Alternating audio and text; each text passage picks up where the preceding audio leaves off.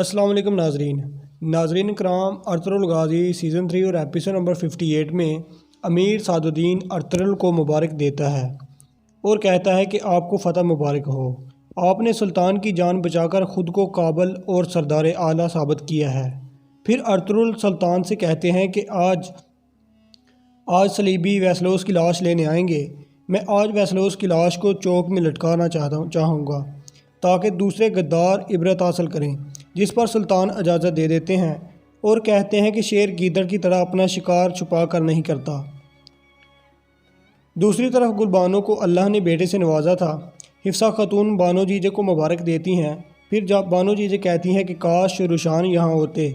फिर इतने में हलीमा सुल्तान आती हैं और बानो जीजे को बताती हैं कि रुशान का बदला ले लिया गया है, वेसलोस को सज़ा मिल चुकी है। जिस पर बानो जीजे कहती है कि रुशान आपका बदला ले लिया गया है, अब तुम जन्नत में रहो और हमारा बेटा बड़ा होकर बहादुर सिपाही बनेगा। दूसरी तरफ अर्तुगरुल सुल्तान से कहते हैं कि कोई तो गद्दार है जिसने वेसलोस की मदद के लिए तीर अंदाज भेजे और मुझे सादुद्दीन को पिक लगता है, जिस पर सुल्तान नहीं मानते। फिर वो अपने सिपाही को सादुद्दीन को बुलाने के लिए कहते हैं ताकि पूछगिछ कर सकें। दूसरी तरफ अमीर सादुद्दीन इस्लाम खातून के पास जाता है और कहता है कि क्या तुमको अपना वादा याद नहीं।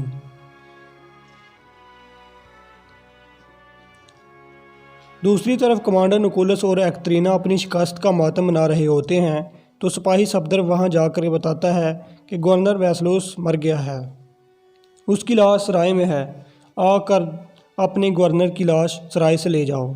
जिस पर कमांडर नुकुलस आग बगोला हो जाता है और कहता है कि मैं तुम्हें एक एक करके मार दूंगा। दूसरी तरफ सादुद्दीन सुल्तान के पास हाज़िर होता है तो सुल्तान उसे कहते हैं कबीले में कोई गद्दार है जिसे ढूंढना तुम्हारा काम है। फिर सादुद्दीन जो इससे गलती हुई थी अर्तुगरुल को कैद करने की, वो माफ़ी मांगता है। फिर सुल्तान कहते हैं कि ऐसी गलती अगर दोबारा हुई तो उसकी कीमत आपकी ज़िंदगी होगी।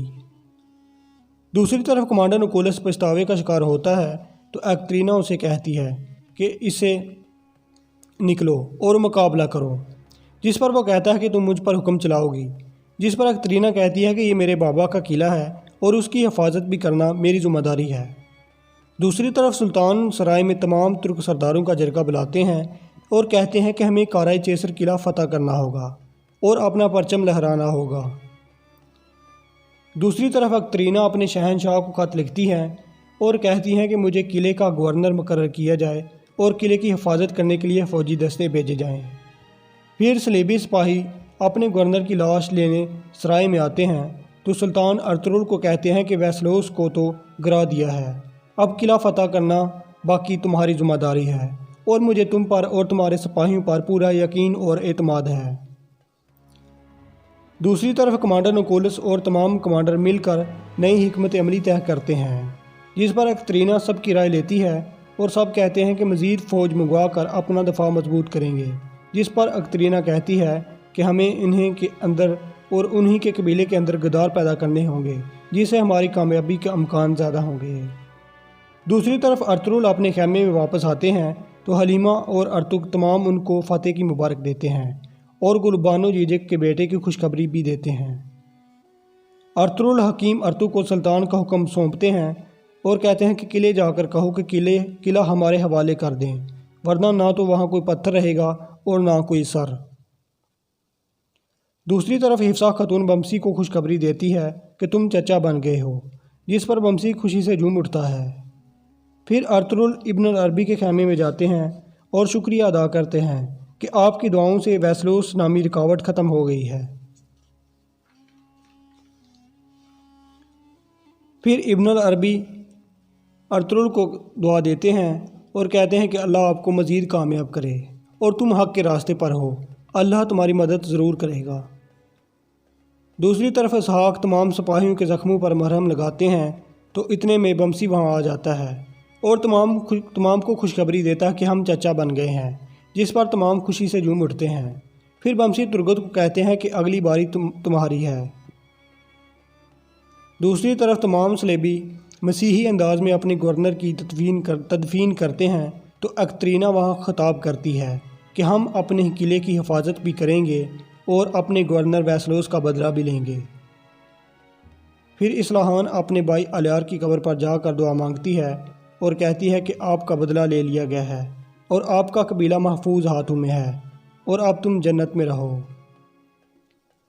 دوسری طرف ارطغرل بمسی کو بہت خوش دیکھ کر ترگت سے وجہ پوچھتے ہیں تو بمسی خود ہی بول پڑتے ہیں کہ ارطغرل بھائی، ہم نے کہاں سے آغاز کیا تھا؟ جب ہم اس زمین پر آئے تھے تو آپ نے ایک چنار کا پودا لگایا تھا اور دعا کی تھی کہ اے ہمارے رب، ہمارے قبیلے کو بڑھا، اور دعا کرتے ہیں کہ یہ ہمارا قبیلہ مزید بڑھے اور پھولے۔ آپ کی دعا قبول ہو گئی ہے۔ پھر اتنے میں بانو جیجک اپنا ننھا بیٹا لاتی ہیں اور ارطغرل کو کہتی ہیں کہ اس کا نام تجویز کریں۔ پھر ارطغرل اس کا نام روشان رکھ دیتے ہیں اور سب جذباتی ہو کر رو دیتے ہیں۔ پھر ارطغرل کہتے ہیں کہ یا اللہ، ہمارا قبیلہ اسی طرح بڑھتا پھولتا رہے۔ اور دوستو، یہاں پر اس قسط کا اختتام ہو جاتا ہے۔ دوستو، امید کرتے ہیں آج کی ویڈیو آپ کو پسند آئی ہوگی۔ ویڈیو کو لائک کیجیے اور اپنے دوستوں کے ساتھ شیئر کیجیے اور کمنٹ سیکشن میں اپنی رائے کا اظہار ضرور کیجیے۔ دوستو، بہت جلد ہم نیکسٹ ایپیسوڈ لے کر آپ کی خدمت میں حاضر ہوں گے۔ تب تک کے لیے اپنا اور اپنوں کا بہت سارا خیال رکھیے گا اور دیجیے اجازت۔ خدا حافظ۔